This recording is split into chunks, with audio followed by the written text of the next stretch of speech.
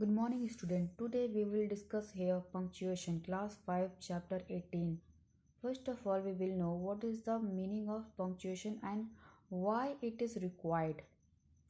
Then, punctuation, set of marks or sign in English.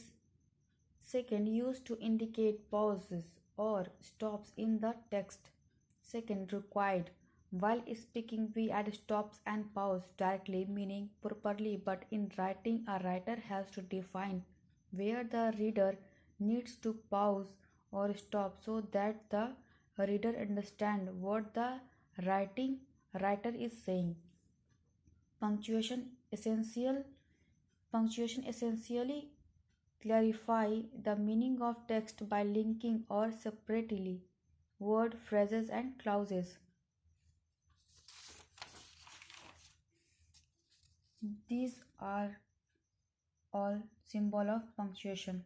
Full stop, period, comma, colon, semicolon, question mark, round brackets, square brackets, quotation mark, apostrophe, comma, ellipsis point, exclamation mark, underline, hyphen, etc. There are six principal punctuation marks or stops in English.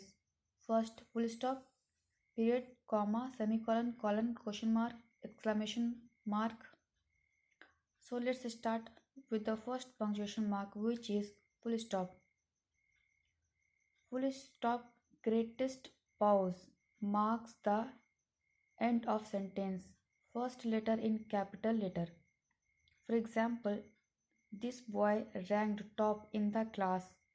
Please stop him. Imperative sentence. Let's look into the example to make it clear. Notice here we can see here. Notice the end with the full stop in both the sentence and first letter is capital in both the sentence. Now let's into the next punctuation mark, which is comma. It has many uses. We'll look at the two most common use of it. First, separate series of words. For example, England, France, India and Italy formed an alliance. Notice how two series has been separated by a comma. Let's look into the more use of comma. First, to separate each pair of words. For example, high and low, rich and poor, wise and foolish, must all die. Here you can see there are pairs like high and low, rich and poor, wise and foolish. So we have used comma here. Now let's look the third punctuation mark, which is semicolon. Semicolon first, pause greater than comma. Second, it is used to separate clauses of compound sentence.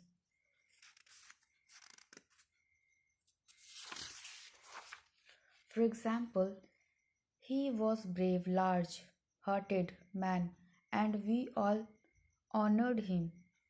Notice how we use semicolon here to separate clause of compound sentence. Let's look into the fourth punctuation mark, which is colon. First, it represent pause greater than semicolon. Second, it is used to introduce a quotation. For example, the boy says, the earth is round. Notice the uses before the quotation mark of colon.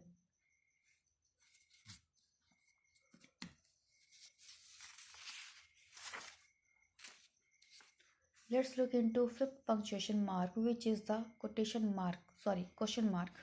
First, it is used to mark a direct question. It is used to at the end of interrogative sentence. For example, what is wrong with you? How are you? Notice the end question mark symbol. So is how we use question mark as a punctuation. Let's look the final and sixth punctuation, which is exclamation mark.